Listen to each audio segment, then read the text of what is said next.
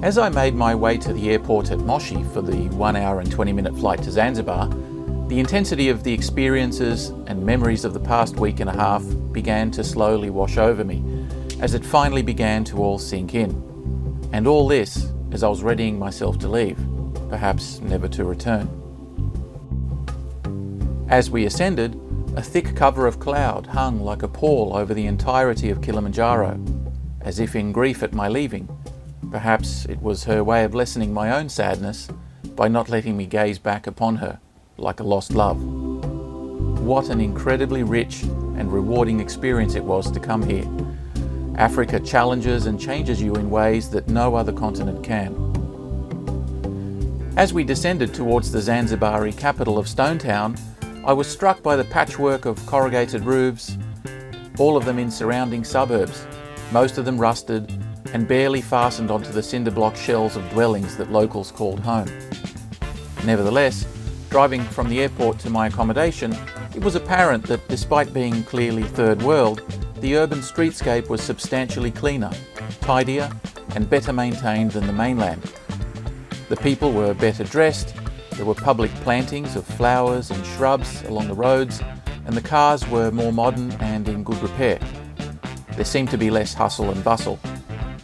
The attire was for the most part distinctly Arabic in appearance as opposed to African, though it seemed that women were not required to cover their faces and were able to move about freely without male escort. There were a small number of women who didn't cover their hair at all and who were wearing the kind of colourful clothing I typically saw on the mainland. The Africa House Hotel was once a royal residence and palace of the Sultan of Zanzibar, and then after the annexation by the British, it became the Officers' Club.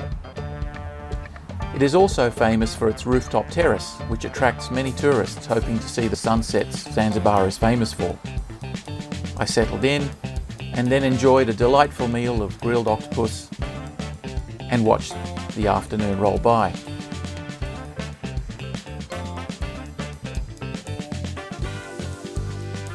After a while, I decided to walk off the calories by strolling down to the old fort, where the tourist bureau was situated, so I could make arrangements for transport to Nungwi to do a spice farm tour and hopefully arrange a big game fishing trip, as Zanzibar was well known for its fishing. So just walking along one of the main streets, here is the old post office.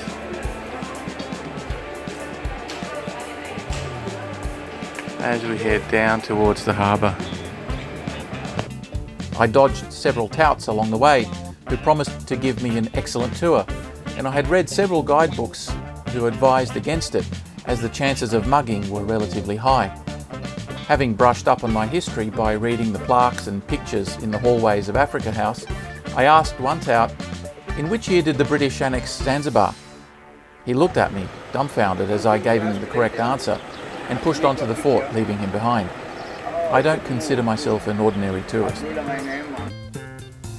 I arranged a professional guide for $20 after putting him to similar trial, and he, having passed, gave me a wonderful tour of the area, passing sites such as the old Portuguese fort, built during the Age of Discovery when Portugal conquered the island in 1503, the French-built Catholic cathedral, and most interesting of all, the old slave market, which had a profoundly unsettling effect on me. Slavery had long been one of the three pillars of the Zanzibari economy, along with spices, particularly cloves, and ivory, for which Zanzibar was a preeminent capital. The Portuguese colony reached its zenith after control of the island was wrested from them by the Arabs during the reign of the Omani Sultanate in 1689. Standing on the worn tile auction floor, in the exact spot that countless millions of doomed souls stood, was an eerie and heartbreaking experience. Zanzibar was historically one of the main auction hubs for the slave trade, making its sultans incredibly wealthy for hundreds of years, until British missionary Dr. Livingstone, Prime Minister William Wilberforce, and Bishop Steele convinced the Sultan in 1876 to abolish the slave trade, which had by then seen 50,000 slaves sold per year, with more than that number dying even before reaching the island. The conditions were so poor and the mistreatment and malnutrition so awful that dead slaves lay about the streets of the town, rotting and causing a stench that was widely reported by visitors to the island, in contrast to the fabled white beaches and azure waters that it was similarly famous for. The auction house was eventually converted into an Anglican church, and we continued on to the slave holding cells, which were every bit as inhumane as you could possibly imagine. Thoroughly shocked and appalled, I was glad to move on from there.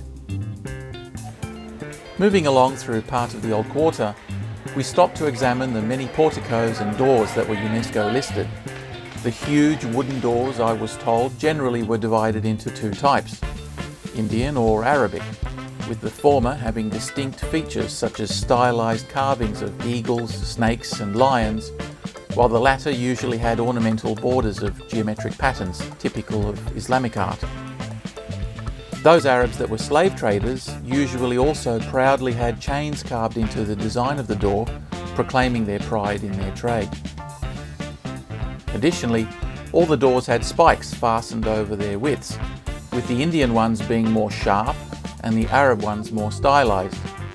I was told that traditionally these spikes were used to prevent war elephants from ramming the door down.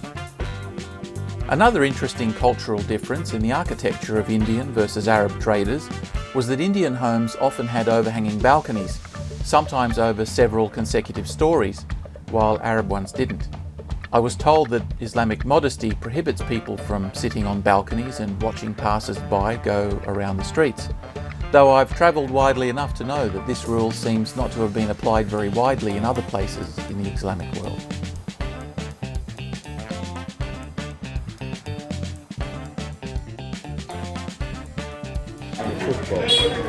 Jaws corner.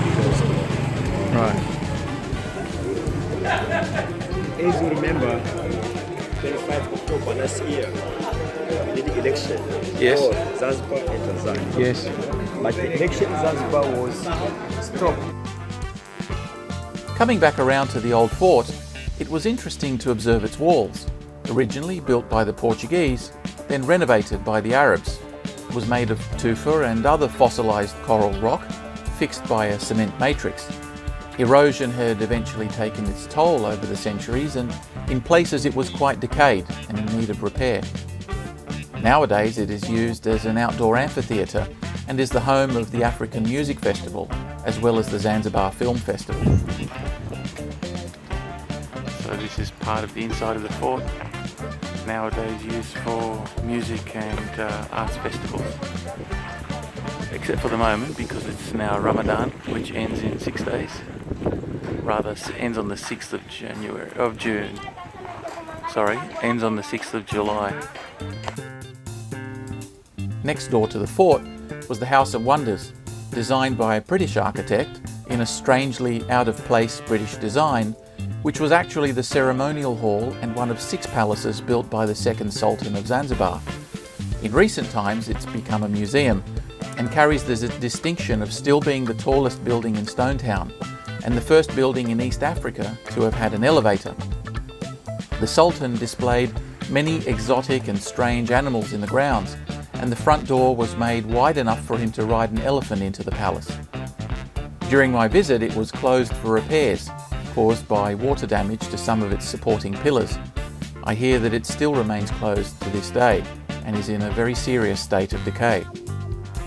This same Sultan was also convinced by an American visitor that every civilized society needs a railway, so he commissioned a steam train line to be built from the fort to the edge of town.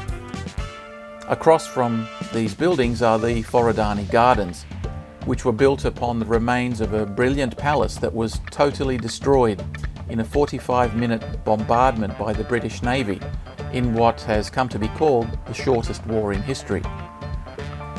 The story goes that the British had recently taken control of the mainland of Tanganyika from the Germans and were keen to destroy the local pirate trade and cement their dominance in the region. When their preferred candidate was not appointed as the new Sultan, They declared war and forced the annexation of Zanzibar within an hour. The parklands that now occupy the old palace site are the centre of evening life in Stonetown, with food stalls, live music and strolling families. But at the time of my visit, the stalls were all closed owing to a recent cholera outbreak. Further along, we came to the birthplace of Queen frontman Freddie Mercury, whose father was a Persian merchant and mother was an Indian, living in Stonetown. I found it quite interesting and a sign of tolerance that a reasonably observant Islamic society would promote and highlight their most famous son and talented singer, who in other places might have been stoned to death for his sexuality.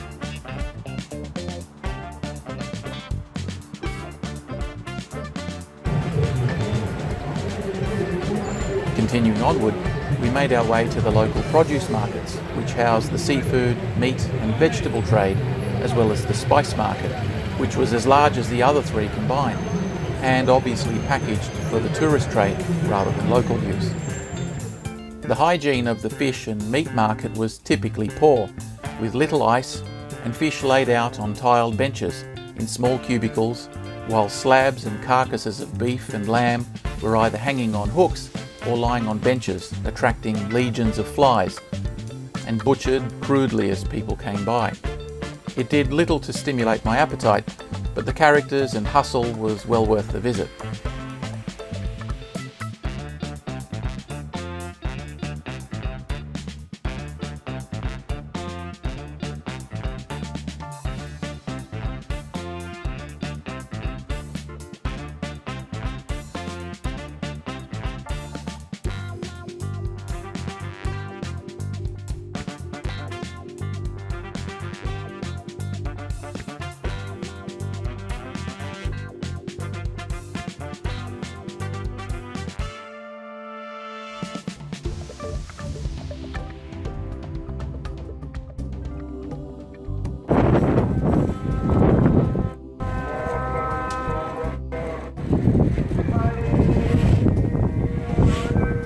We then visited the rooftop bar of the Swahili House for extensive views over Stonetown, just as the afternoon call to prayer went out from the profusion of mosques around the city.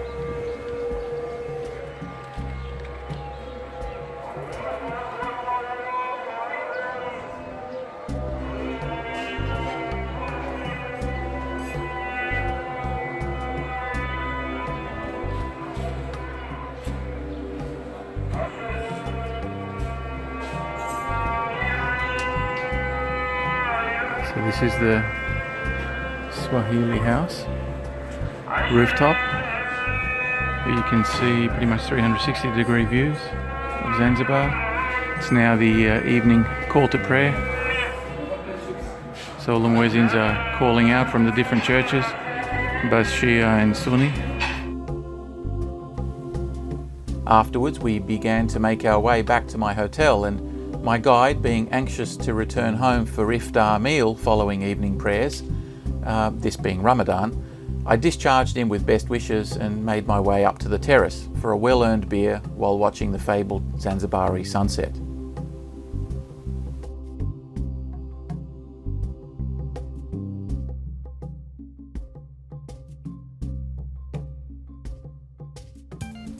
Recovering my appetite, I asked a few locals where I could get a typical Zanzibari dinner and was directed to a local eatery called Lakman. I took a 10-minute stroll and was disappointed to find it was not so much a restaurant as I had expected, but much more a local diner serving buffet meals to local tradesmen. So I got in line, and there being no English signage, I asked the serving assistant for a Zanzibari special meal. He disinterestedly slopped some fried rice onto my plate, along with a piece of deep-fried tuna, a couple of lamb skewers and what looked like 2 small hot pots, one of which was a fish curry and the other a liver stew. I brushed images of my market excursion from my mind, and, as in the Serengeti, I once again placed my bowels in the hands of the gods.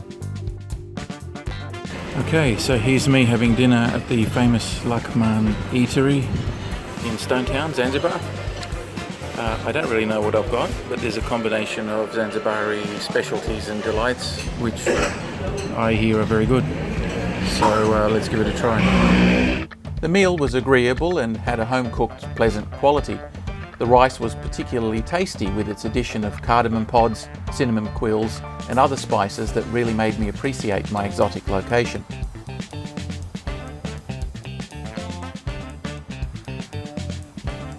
I once again set off for an evening stroll and presently passed a local barber shop.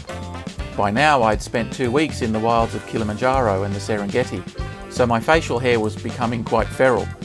I figured this was as good a place as any for a trim, and not many Westerners can say they visited the barber of Zanzibar. It was a scene out of Eddie Murphy's Coming to America, with a bench seat full of old men looking on in amusement and poking fun at the barber, and no doubt all at my expense. They egged him on and seemed quite amused by the whole event. The barber was extremely fastidious, taking his work very seriously, shaving perfectly symmetrical edges and taking care to make my beard as pampered as it ever likely will be. He was very pleased with himself, and his detractors seemed suitably satisfied also. We all had a great laugh and I tipped him soundly, then made my way back to the hotel for the night.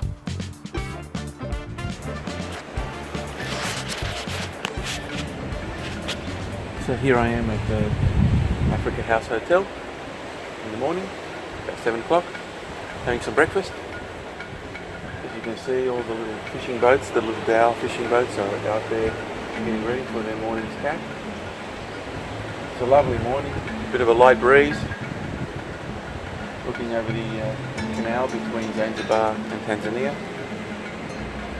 Today I'll be going over to look at a spice plantation, which is what Zanzibar is famous for, and after that heading up north to Nungwi, hopefully doing some big game fishing.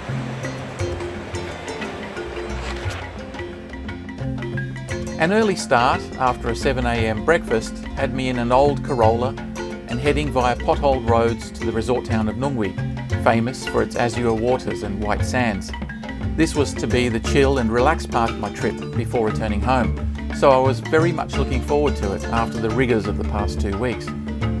As we left the city limits, there was a significant rise in poverty, with the level of squalor comparable to many of the towns on the mainland, except that the shacks were among palm trees rather than acacias. My previous assessment of Zanzibar was premature, as I thought about where all the wealth of its heyday had gone. Half an hour later, we pulled into a small farm, no bigger than 2 acres, with no infrastructure and unemployed locals milling about. It was just one of hundreds of farms that ran spice tours, and it was apparent that they made more money from guided botany tours than they did from their crops. The guide was friendly and his English was satisfactory, pointing out plants and quizzing me as we walked. I had a reasonable knowledge of plants, which he found surprising in a mzungu, or whitey, since his experience was that most of us were too stupid to even identify a banana tree, to which I replied that the banana was technically not a tree, to his great surprise. We came to the famous cinnamon tree, which I was surprised to learn was valued not just for its bark, but also its roots, which, when scraped, smelled exactly like Vicks Vapor Rub, being used by locals for the same kind of purpose. We examined the process of harvesting mace and nutmeg, as well as vanilla, cloves and other exotic spices over which wars had been fought. So protective were the sultans of their trade monopoly in centuries past.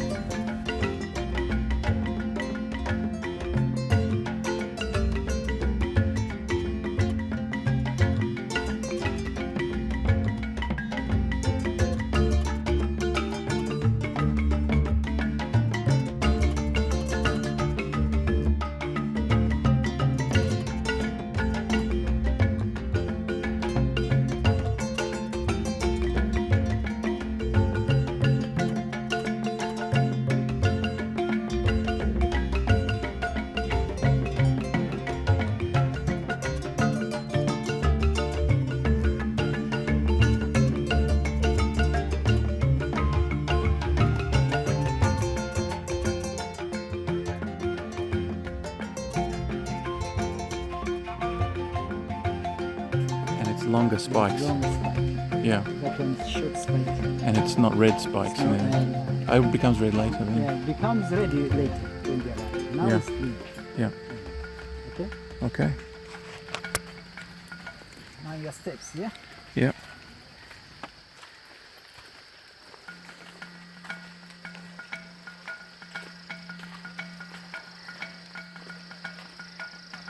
That's ginger. Mm-hmm. Do you know ginger? Yes. Looks like young bamboo, Yeah. but also ginger on the road Yeah. underneath.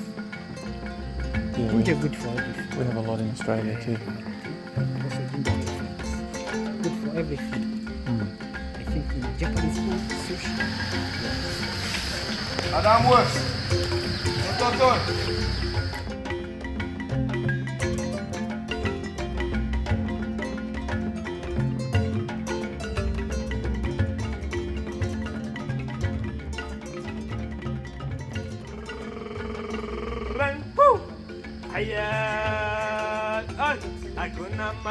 Hakuna matata, woo!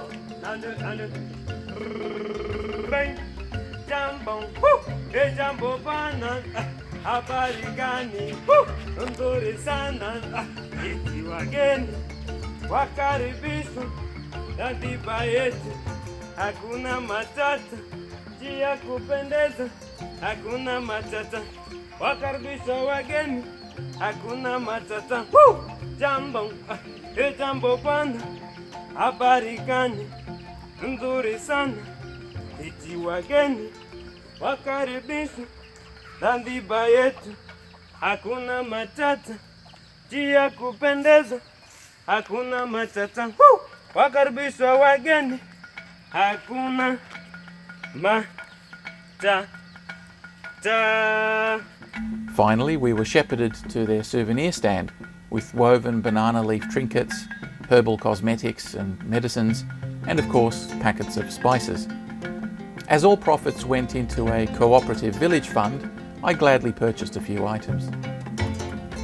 About 2 hours after leaving Stonetown, we finally reached a squalid and impoverished shanty town on the seaside and wound our way through till we reached the high-walled compound of the Aman bungalows, which fronted right onto the beach and was sealed off like a little bubble of luxury to which the locals were forbidden entrance. Okay,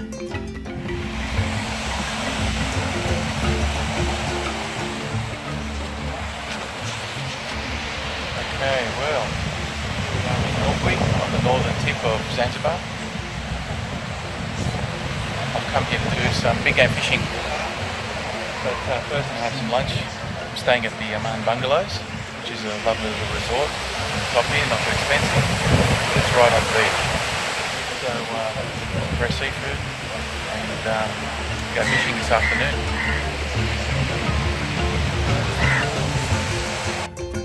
Checking in, I paid $140 per night and inspected my room, which was clean and tidy and reasonably good value.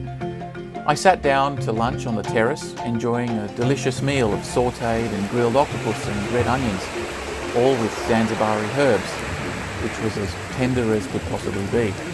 The view was a stunning turquoise bay set on white sands, with few tourists to disturb the tranquility at this time of year.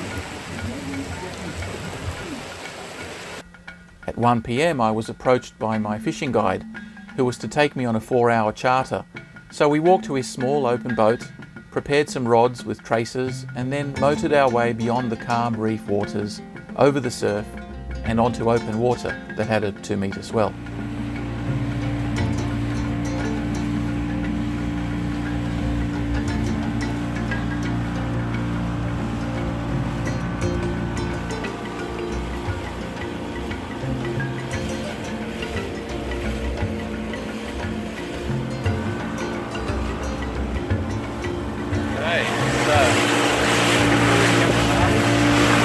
On our way to do some fishing. Yeah. Hopefully we catch something nice.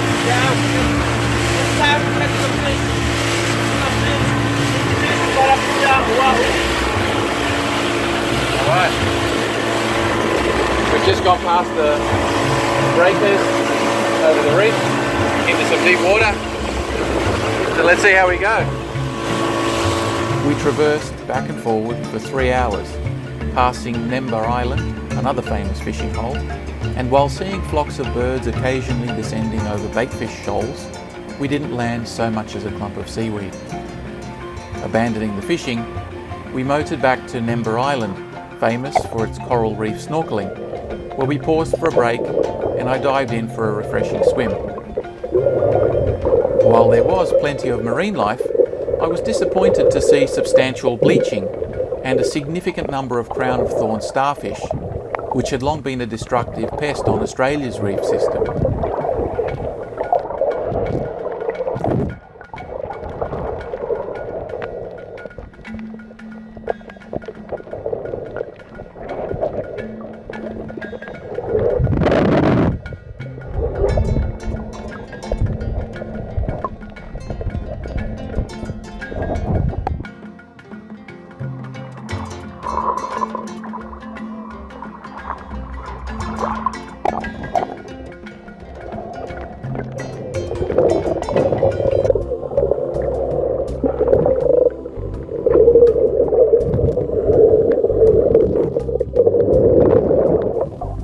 In the late afternoon, we made our way back to nearby Baraka Beach, which was reputed to have the best seafood in Nungwi. I enjoyed a large and delicious seafood platter of prawns, balmain bug, calamari and kingfish with chips for a paltry $12.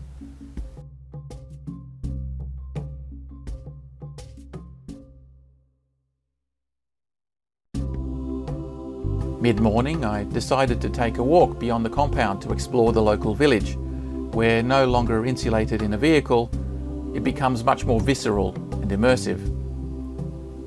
Any vacant plot served as a dumping ground, with burning garbage providing a nauseating olfactory reminder of how bad things really are here. Emaciated dogs, chickens and goats roaming the piles of smouldering rubbish for any scrap of food they could dig out. The locals, desensitised and resigned to their fate, with sullen faces and dishevelled appearance, made symbolic, meagre attempts at cleanliness by sweeping dust back and forth over their porches. Most of the men were out on their fishing boats, while the remaining locals sat around doing nothing, following me silently and suspiciously with their gaze as I walked by. On the rare occasion someone would offer a jumbo, but the gesture was unconvincing.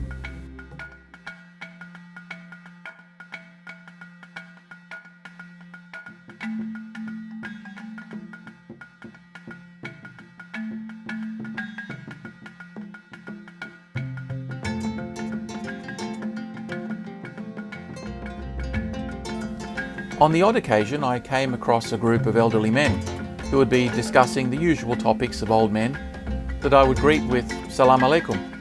Jaws dropped as they would fix all eyes on me and return the greeting.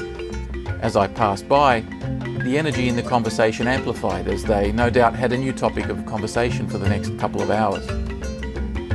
Winding my way through the maze of shacks and souvenir workshops, I found myself back at the waterfront, with fishermen's nets drying in the midday sun, and aged wooden dhows and outriggers with lateen sails lined up on the sand, as they have for thousands of years, ready for the next day's fishing. Fishing hooks all lined up in the woodwork.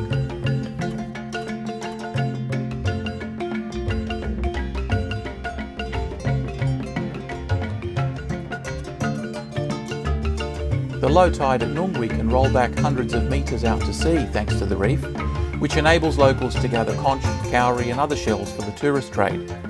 I purchased a few for my kids back home and then continued along the beach, where I came across a local aquarium and turtle sanctuary nestled in the lagoon.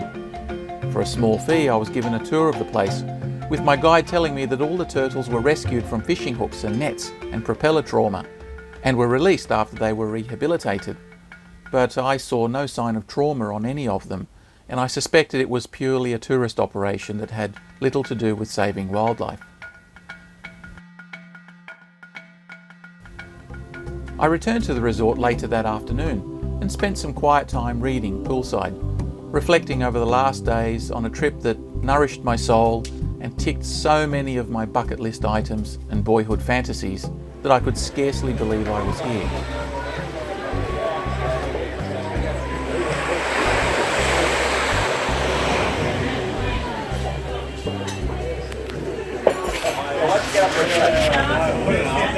Okay. evening in Zanzibar, Tanzania for that matter, northern tip of Nungwi. I spent the day relaxing by the pool and walking through the local village, which was very squalid and impoverished, to say the least. Seems at odds with the paradise feel at the beachfront here, but all of these hotels and resorts are fenced off or walled off from the local population, who really have no contact apart from occupation as cooks and cleaners with what goes on here. So the feeling of paradise is mixed with a sense of strangeness when you go for a walk through the local town and see the condition of the locals living there. Anyway, it's a bit of a time to reflect on my last couple of weeks, climbing the mountain of Kilimanjaro, visiting some of the local populations, safari, meeting the Maasai,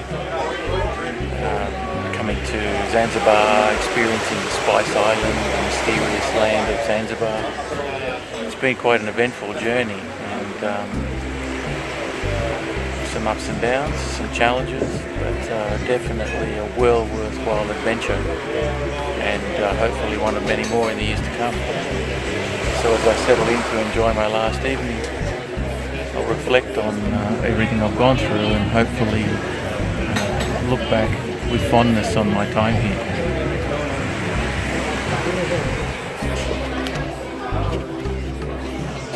If you find yourself carrying the weight of the world on your shoulders, depressed at the troubles life has thrown at you, a journey to Africa can be a real shot in the arm and help you recalibrate, reset your compass, and get some perspective and inspiration that will stay with you for the rest of your life.